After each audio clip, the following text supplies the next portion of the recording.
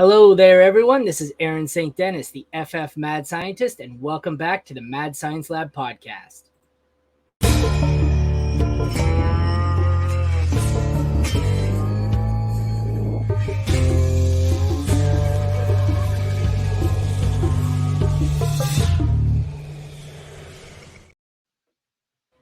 Apparently, the third time's the charm. I'm off on vacation for the long weekend here, and apparently my computer's gone on vacation too. So hopefully we can battle through some technical difficulties here to continue on with Studs and Duds.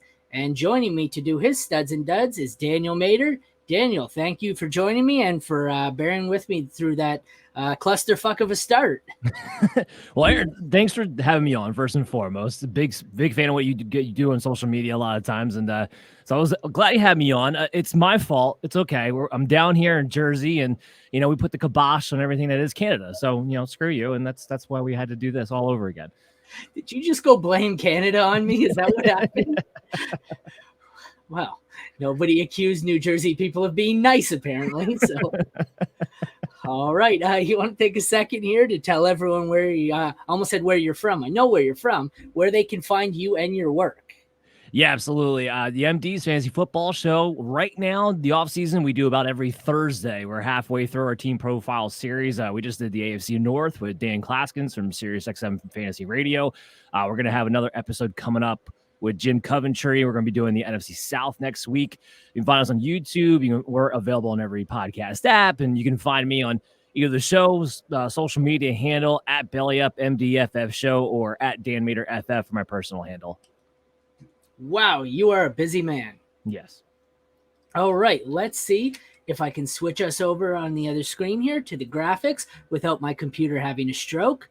So far, so good. And we will start with your first stud, I believe it is. I don't like to look at these before because I don't want to know what side I'm arguing. I'm going to assume you have Wilson as a stud. Absolutely have Wilson as a stud. All right. I don't know why. I think somebody else took him, but they want him as a dud based on ADP. But so we'll get into it. 4 rushing yards, which doesn't matter. He had 1,103 receiving yards, 4 touchdowns, 204.2 fantasy points in PPR, good for 12.69 per game.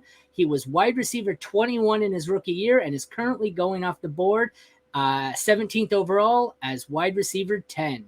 What is it about Wilson you like? Well, first of all, the addition of Aaron Rodgers has to be something that you like. It's the improvement at the quarterback position. In Rodgers' worst year of his career, when he's played a full season, he was still better in every category with the exception of passing yards than the collection of the Jets quarterbacks last season. And when you look at Wilson and you look at those yardage and you take into consideration the guy had 147 targets his rookie year, that's a big indicator when it comes to rookie wide receivers and wide receivers in general as far as their talent and demanding the football.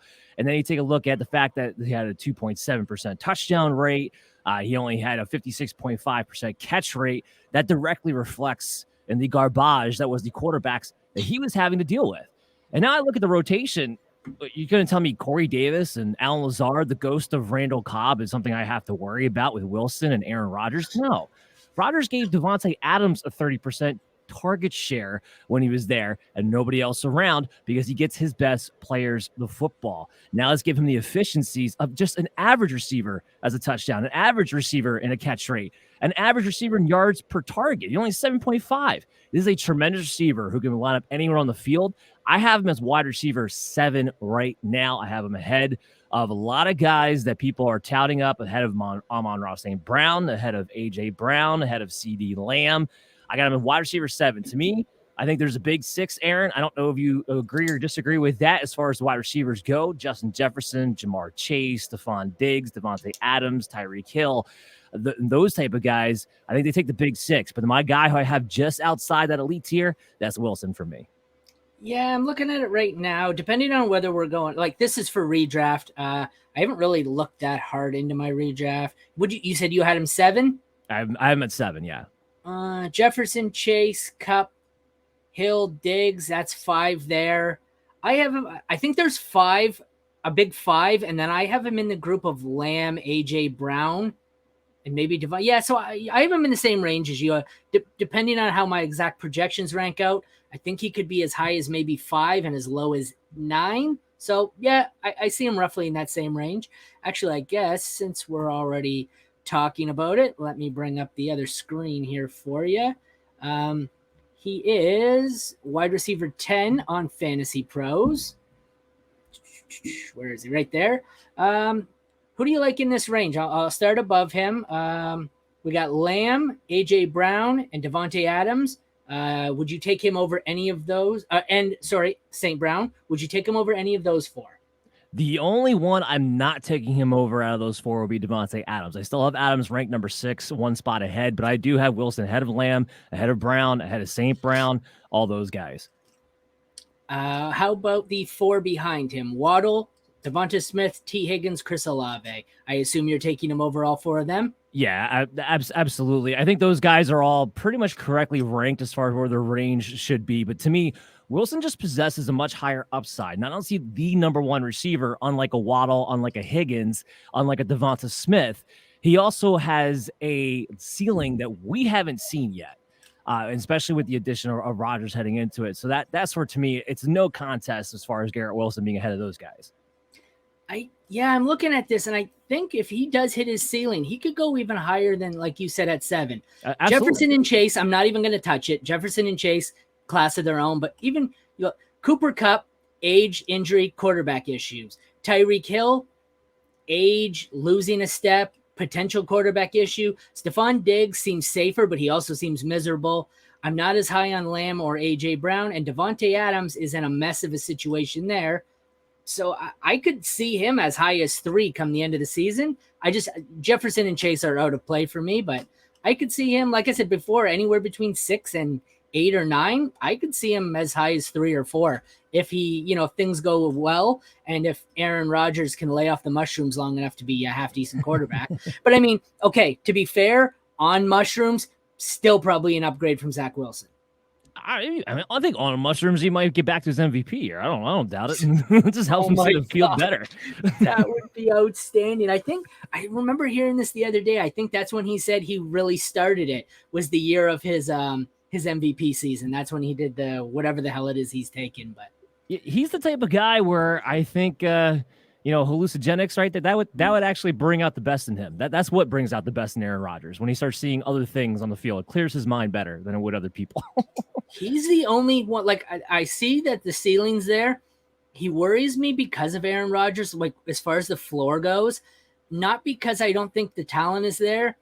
Aaron Rodgers is a really weird dude. I could see him going out there on one of his mushroom trips and just deciding, I'm going to feed the ball to Randall Cobb today or Alan Lazard. Like, I don't think it's going to happen, but Aaron Rodgers is a really weird dude. Who can say what Rodgers is actually going to do? And that kind of scares me, but I think you're right. He's probably top 5 for me. Well, and I'll bounce back to that point. We've heard for years now that he was going to just feed Randall Cobb randomly and feed Alan Lazard. And Lazard technically was the highest targeted receiver last year, but he's also the only one who really played 17 games. He gets his best guys the football. I mean, that's just plain and simple. That's why Christian Watson had the run that he had. That's what I was going to say. With his touchdowns. And so I buck the idea that he's going to try to he gets these guys on the team. Yes, but when he's out there on the field, he's not necessarily going out of his way to target them. Yeah, that's exactly what I was going to say. You're right. Like, he did feed Lazard overall, but when Watson was healthy, Watson was clearly the most talented, and that's who he fed. So you're right. Definitely should be top 5 come end of the season, but we'll see how it plays out. Moving on, which of your 4 remaining players would you like next? 3 remaining players. We can either go. You want to go to a dud, or we can just hit the next stud. It's up to you. It's up to you. Dealer's choice. Let's just hit the studs, then we'll do the duds after that. Who your other stud was? Alexander Mattison. Okay. I have 2 in front of me. I couldn't remember which was your stud and your dud. Like I said, I don't like to go into it with a bias and have an argument planned. So we have Alexander Mattison is your next stud. Let me bring that up here. He had 283 rushing yards as a backup, 91 receiving, 6 touchdowns, 90.4 points in PPR, good for 5.2 per game, finished as RB 51, and currently goes off the board 74th overall. What are your thoughts on Madison? Well, first of all, that ADP is going to catch up now that Dalvin Cook's been officially cut. I don't think that's really reflecting where he's going to go. That's what I was having this conversation yesterday. It says 74. Fantasy Pros isn't giving me the option to change the date range. So I think it's probably just as much factoring in before Cook was cut as it is after. So you are correct. I would anticipate that moves up significantly. Yeah, because right now I believe I know his FFPC ADP, which is generally what I go off of. Probably a lot higher. I believe they had him at. Oh, I just had it right in front of me too. No worries. Let me look. I normally think I had him. I know I had him in the top 24 of running backs. I think I had him 71st overall. So he does have him 71 actually right now overall as far as his pick goes. So they're probably about in line, but that's going to catch up at some point because right now the guys ahead of him are Cam Akers, DeAndre Swift, Rashad White, Damian Pierce, Dalvin Cook himself, who still hasn't signed with the team yet, Miles Sanders. There's an argument for me. I got Madison sitting at RB16 overall right now. That's where I have him ranked. He is. Sorry to cut you off. I use Underdog more than FFPC. Underdog has him up to RB19 right now. That is 62 overall. So he's moved up an entire round already. And probably, 5 or 6 running back spots that I say? He's RB 26 on Fantasy Pros. He's moved up to 19 on Underdog. And that's just with the date range being the last week. So clearly you are correct. And he is gaining some steam like pretty much everyone expected. Yeah, 100%. I think that's probably about the right range that he's going to probably be in come August, assuming there's nothing crazy that goes on between now and then.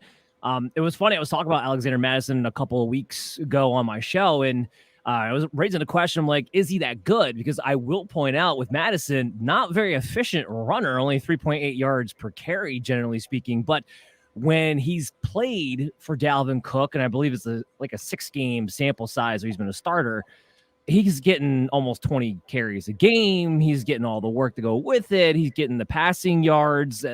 He's getting 4.5 targets per game. He's actually more efficient, surprisingly, when given the opportunity in the receiving than Dalvin Cook was. He's at like 8 yards a target, which is like wide receiver level. Now I expect that efficiency to, go down as he goes throughout the entire season. But the thing with Madison is that you're not going to get a lot of big plays. He's not going to always be the most efficient, but there's no reason in my mind he's not going to get a ton of volume. He's going to be one of the few bell cows that you can get your hands on. And I don't think he's going to go much higher than 5th round, 6th round in a lot of these drafts coming up. And with a year in which the popular strategy is going to be borderline 0 RB, or at least, no running backs in the first 3 rounds or so, this is going to be a guy who can get as your RB1, RB2, who's going to give you that kind of volume. Maybe he's not on the same level as some of those other guys, but he's going to be able to hold down the fort there, and he'll be set up really nicely if you go receiver heavy and back it up with the Madison, especially just given his workload and what he's done fantasy-wise when given the opportunity. He definitely seems like he could have a Najee Harris season where he volumes his way into the top 12. I have 2 concerns with him. He would have been on my duds list. I liked him a week ago on the Fantasy Pros ADP because the people he was going with were Akers, Swift, Rashad White, players I like less than him. But since he's moved up, he's going in a range like I'd prefer Dobbins, I'd prefer Sanders, Pierce. So I don't like where he's going now that he's moved up, if that's where he actually goes. My other concern was that over the last few years, I get when Dalvin Cook's out, he's been a top 5 back. My worry is those games, they didn't really plan for Dalvin Cook to be out, and they didn't really have any option but to give him, 95% of the workload. I get Ty Chandler and Dwayne McBride may not be world beaters, but I'm just worried they may factor in a little more, and it just could cause some issues because, like I said, I definitely think he's a Najee Harris where the potential is there, but he's going to need all of the volume to reach any usable return on investment. You worry at all about McBride or Chandler factoring in? No, not at all. And it's not just that I'm not a fan of those guys or don't think they possess some ability in what roles they could have. They're going to have some touches. That's going to happen. No running back gets 100% of the work, but they're not going to demand the ball the same way Madison would get the ball behind Dalvin Cook. And even then, they still stuck with Dalvin Cook getting a huge workload with a guy like Madison, who they've been able to prove has been able to do it before when given the opportunities. So I don't see a situation here, especially with Kevin O'Connell and his background, which is usually to ride one horse, is suddenly going to be giving guys like Ty Chandler and 7th round draft pick McBride enough work that I'm going to have to worry about Madison not getting enough volume to reach that if he is going to be, in fact, inefficient. The Steelers are a great example with Najee Harris. I don't see it being any different. Jalen Warren, everybody's making a big deal about him, but he still only had 16% of the team carries, only 6% of the team targets. So that's not a volume level that scares me. And I don't think there's anybody on the Vikings who's as good as Jalen Warren is. So I'm not worried about the volume at the end of the day. And those guys you mentioned, the Dobbins thing, I'm going back and forth. I actually do have Dobbins one spot ahead of Madison at RB15. But the rest of those guys you mentioned, Madison's in a much better offense than those guys. I will take that over those situations every day of the week. Yeah, it's just my exposure to him is going to depend on how much higher he climbs. At what is he, 6? What did I say, 60, 65 overall, yeah, 62 RB19, overall? I believe, yeah. In that range, I'm sure I'll probably have a few shares of him, especially, in the 0 or hero RB builds. I just don't think I'm going to go overboard. I'd like to have a mixture. Yeah, I don't know if I'm in or out on him. I definitely see there's the pathway to him being a top 12. I also see that there's potential, if things go wrong, to him being Mike Davis 2.0.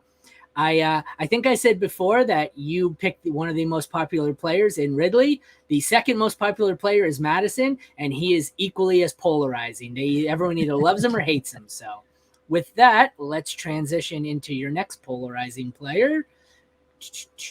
What the hell? Oh, there we go. Share screen. Calvin Ridley. This should be a fun one. Calvin Ridley, I always put this in here. I don't know why. A single rushing yard. You will notice these stats don't make sense. That's because they are not from 2022. He was suspended. They are also not from 2021 because he only played in 5 games before leaving with mental health. These stats are from his last full season with the Falcons in 2020, where he had 1,374 receiving yards, 9 touchdowns, 268 fantasy points, for 17.87 per game in PPR. I didn't realize he was that good. He was wide receiver 5 and currently sits at 53rd overall. Like I said, those are his stats from 2020. So I wanted to be fair to him. There's not much you can say about the stats the last 2 years because there essentially were none. Why are you out on him? It's not that I'm out on Calvin Ridley. I just don't like the value. He's right now, according to FFPC, his ADP is at wide receiver 23.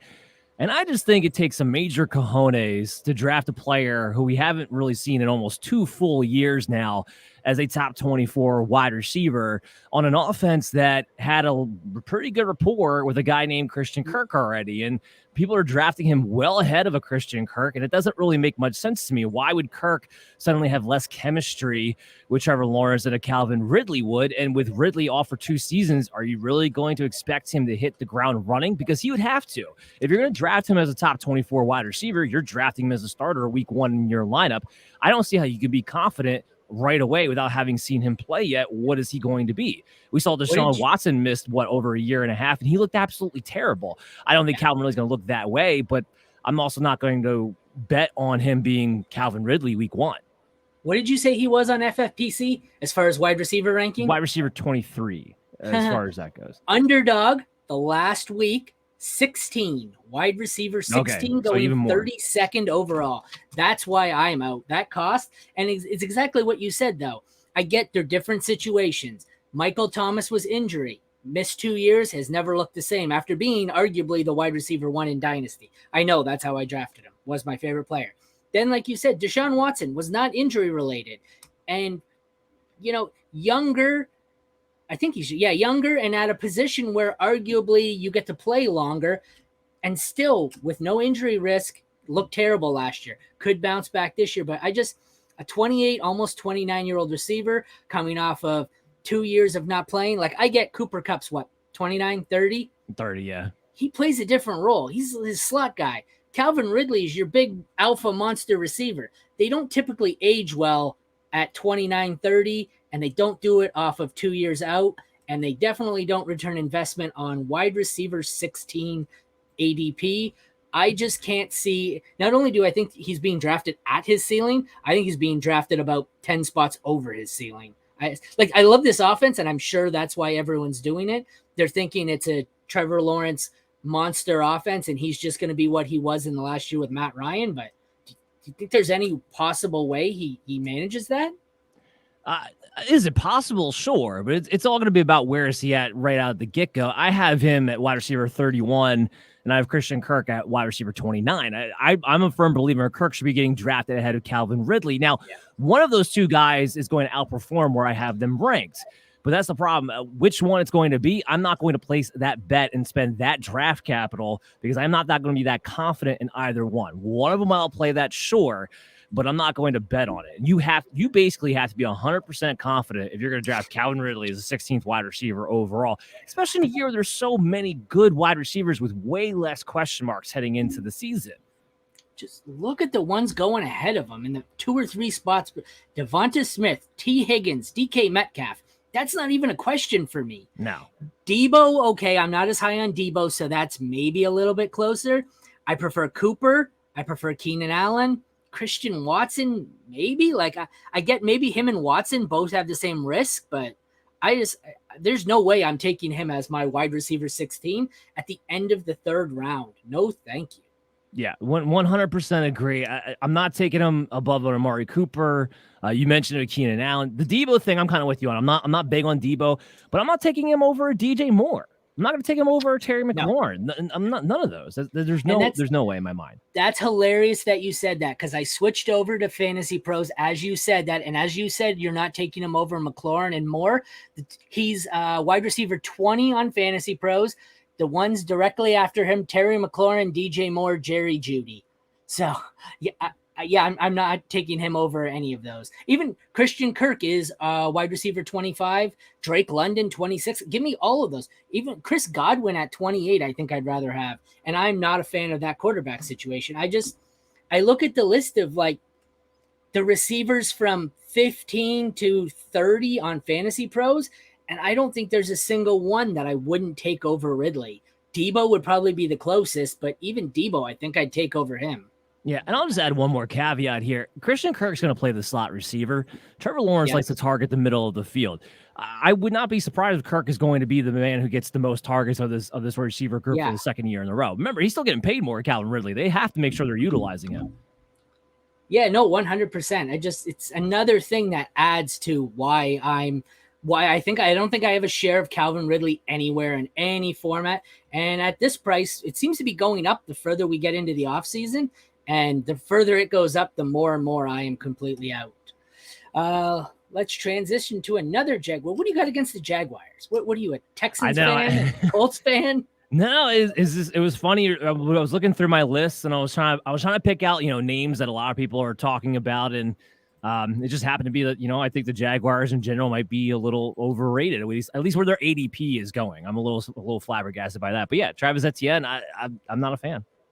All right. Last year, he had 1,125 rushing yards, chipped in 316 through the air, 5 touchdowns, 223.1 fantasy points, good for 12.01 per game in PPR, finished as RB17, which was a lot lower than I would have expected given the hype. I have him on here as ADP 33rd overall. That I assume is according to Fantasy Pros. Let me look. 33rd overall as RB13. Underdog. Sorry, let me switch that over here. Underdog has him going as 40th overall. So it seems his value's pretty close across the board. He's the mid to late 30s, late teens for RBs. What are your thoughts on ETN? Yeah, and I have an FFPC had him in RB13, I think, too. So, 13 is the highest out of the 3. Yeah, so and that's usually what I base this off of. So it's more about that. I do like the idea that he's closer to the 18 territory because I think that is more what his value should be. But there's some people out there who are really excited about this guy, about being a borderline RB1. And when I look at it, and I look at Doug Peterson, his history is to rotate backs at an annoying rate. Remember how Miles Sanders never lived up to the hype of what we thought he was going to get in the volume department, because Boston Scott and Kenneth Gainwell, whoever else was part of that backfield that year, will get an annoying amount of touches in key situations. Look at last year. James Robinson was finally out of the picture, so Travis Etienne was just him. And even when he was given the opportunity to have all that volume, he was terrible converting inside the goal line. He was not targeted nearly as much as you expect for a guy with his type of profile. And I don't see why that changes this year. And in fact, he has more competition. I mean, JaMychal Hasty from weeks 8 through 18 had a 6.5 target share compared to Etienne's 7.5. So he wasn't far off. He was getting work in there. They draft Tank Bigsby with the idea that he's going to be more of their bigger back that they use towards the goal line. And as much as I don't think that's going to wind up working out, because that's not who Tank Bigsby is, if you actually paid attention to him, I do think at the beginning of the season, that's going to be the idea. So you're telling me he's going to have to share volume with Hasty at times in the passing game in 2-minute drills, and he's going to have to potentially lose out on inside the 5 work to Tank Bigsby, because that's what they drafted him for. So he's going to get only in between. To me, he's Miles Sanders all over again. You're drafting him as a mid-level RB2 with these high expectations, and frankly, he winds up being nothing more than an RB3. I feel like there's one more player in there. I think he went there. Did they also have Dearness Johnson? Well, I get it is no world beater himself, but he's proved more than capable when Chubb was out. So you're right. There's a collection of backs here who probably won't take his job from him, but they could be a real pain in his ass. And like I said, he is going as RB13 on Underdog, 40th overall. We've got Najee and Brees above him, Josh Jacobs above him, Jahmyr Gibbs, Mixon, Walker, Jones, Dobbins, and then Madison. With the exception of Madison, I'm not sure. Is there anyone in that group that I listed that you prefer ETN over? No, I would prefer all the running, including Madison. I would prefer all those running backs over Etienne, because they're either more in line for more volume or more explosive plays in the passing game. Yeah. Brees Hall scares me a bit just for the injuries for this year, if he's healthy. But if I knew he was only going to miss a couple of games, I think I'd even take Brees Hall over ETN. I think you're right. That's the new hotness, that Jacksonville offense. You've got people picking them as the sleeper to win the AFC.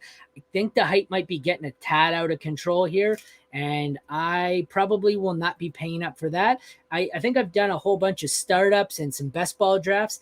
I feel like I have maybe 2 shares of ETN. That ADP is probably why. So I don't disagree with your pick here that he's probably not someone I'm going to have a whole lot of anywhere. Yeah, I'll just throw 2 more caveats in there. The offensive line's terrible. They lost another guy there, so that doesn't help out anything. And Trevor Lawrence, last year, 14% of his throws were to the running backs, which is a really low number. That's down in the bottom third. That's in line with what Peterson did with the Philly. So there's a trend here when it comes to Doug Peterson calling plays, not really getting the running backs involved that much in the passing game. You're going to need Etienne to do that if he's going to maintain that kind of value. Then you add in Ridley. It's just another mouth to feed. How is that not going to do anything but hurt him? So you are correct. I think I find myself out on him as well. All right. We got a little chatty there. That flew by. You're pretty damn good at this. So let's take one more shot here to tell everyone where they can find you while I tinker around with the screen. Oh, there we go.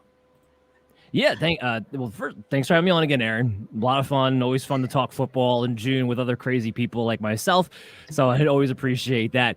You can follow me on Twitter, either at the show's handle at BellyUpMDFF Show or Dan Mater FF. We're available to you guys on YouTube. Please subscribe, hit the bell notification. We'll be back at 9:30 next Thursday, or this upcoming Thursday, I should say. Jim Coventry is going to come on. We're going to talk a little NFC South. And you can get us on any podcast app widely available to you. Excellent. Well, thank you for joining me. This has been Studs and Duds with Daniel Mater. Once again, this is Aaron St. Dennis, the FF Mad Scientist, and thanks for tuning in to the Mad Science Lab podcast. Thanks, Dan, and thank you, everyone, for watching. Take care.